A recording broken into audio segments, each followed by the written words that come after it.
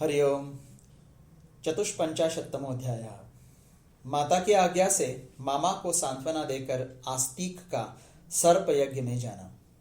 उग्र शिवाजी कहते हैं, तब नागकन्या जरत्कारु नागराज वासुकी के कथनानुसार अपने पुत्र को बुलाकर इस प्रकार बोली, बेटा, मेरे भैया ने एक निमित्त को लेकर तुम्हारे पिता के साथ मेरा विवाह किया था।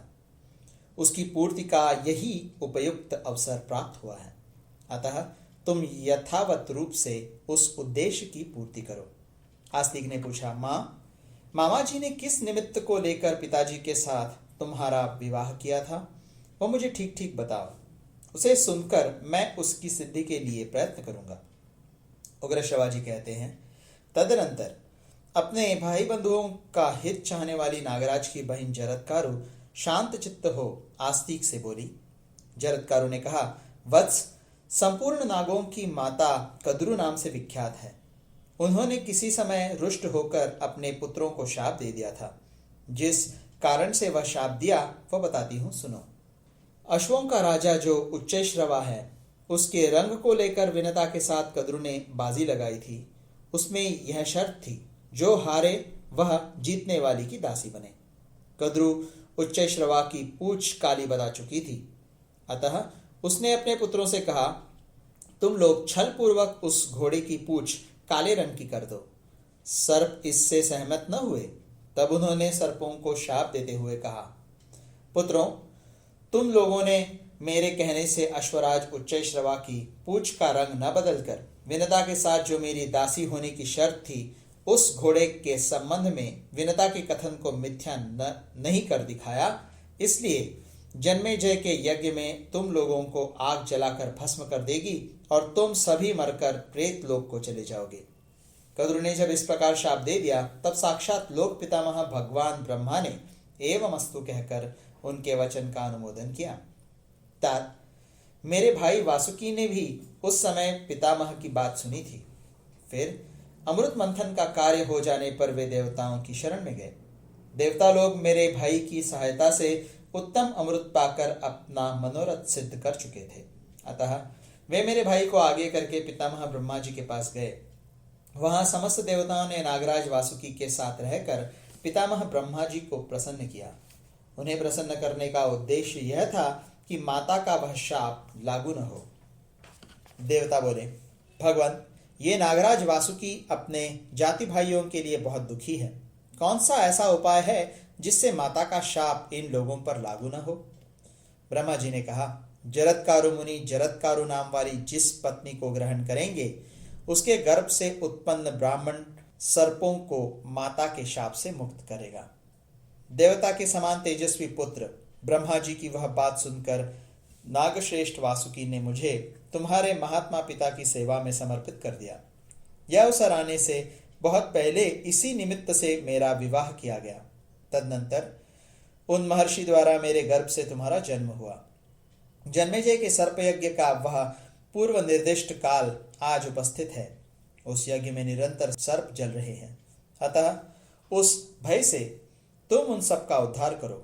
मेरे भाई को भी उस भयंकर अग्नि से बचा लो। जिस उद्देश्य को लेकर तुम्हारे बुद्धिमान पिता की सेवा में मैं दी गई, वह व्यर्थ नहीं जाना चाहिए। अथवा बेटा, सर्पों को इस संकट से बचाने के लिए तुम क्या उचित समझते हो? उग्र श्रवाजी कहते हैं, माता के ऐसा कहने पर आस्तिक ने उससे कहा, माँ, तुम्हारी जैसी आज्ञा है वैसा ही करूंगा। इसके बाद वे दुख पीड़ित वासुकी को जीवदान देते हुए से बोले, महान शक्तिशाली नागराज वासुके, मैं आपको माता से उस शाप से छुड़ा दूंगा। यह आपसे सत्य कहता हूं। नागप्रवर, आप निश्चिंत रहें, आपके लिए कोई भय नहीं है। राजन, जैसे भी आपका कल्याण होगा मैं वैसा प्रयत्न करूंगा। मैंने कभी हंसी मजाक में भी झूठी बात नहीं कही है। फिर इस संकट के समय तो कह ही कैसे सकता हूँ। सत्पुरुषों में श्रेष्ठ मामा जी सर्पयज्ञ के लिए दीक्षित नृपश्रेष्ठ जन्मेजय के पास जाकर अपनी मंगलमयी वाणी से आज उन्हें ऐसा संतुष्ट करूंगा जिससे राजा का वह यज्ञ बंद हो जाएगा। महाबुद्धिमान नागराज, मुझमें यह सब कुछ करने की योग्यता है। आप इस पर विश्वास रखें। आपके मन में मेरे प्रति जो आशा भरोसा है वह कभी मिथ्या नहीं हो सकता। वासुकी बोले, आस्तिक, माता के शापरूप ब्रह्मदंड से पीड़ित होने के कारण मुझे चक्कर आ रहा है। मेरा हृदय विदीर्ण होने लगा है और मुझे दिशाओं का ज्ञान नहीं हो रहा है। आस्तिक ने कहा, नागप्रवर, आपको मन में किसी प्रकार संताप नहीं करना चाहिए। सर्पयज्ञ की धधकती हुई आग से जो भय आपको प्राप्त हुआ है, मैं उसका नाश कर दूंगा।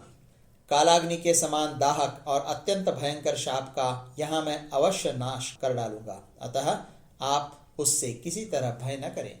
उग्र श्रवाजी कहते हैं, तदनंतर नागराज वासुकी के भयंकर चिंता ज्वर को दूर कर और उसे अपने ऊपर लेकर द्विजश्रेष्ठ आस्तिक बड़ी उतावली के साथ नागराज वासुकी आदि को प्राण संकट से छुड़ाने के लिए राजा जन्मेजय के उस सर्प यज्ञ में गए जो समस्त उत्तम गुणों से संपन्न था। वहां पहुंचकर आस्तिक ने परम उत्तम यज्ञ मंडप देखा जो सूर्य और अग्नि के समान तेजस्वी अनेक सदस्यों से भरा हुआ था। द्विजश्रेष्ठ आस्तिक जब यज्ञ मंडप में प्रवेश करने लगे उस समय द्वारपालों ने उन्हें रोक दिया। तब काम क्रोध आदि शत्रुओं को संतप्त करने वाले आस्तिक उसमें प्रवेश करने की इच्छा रखकर उस यज्ञ की स्तुति करने लगे।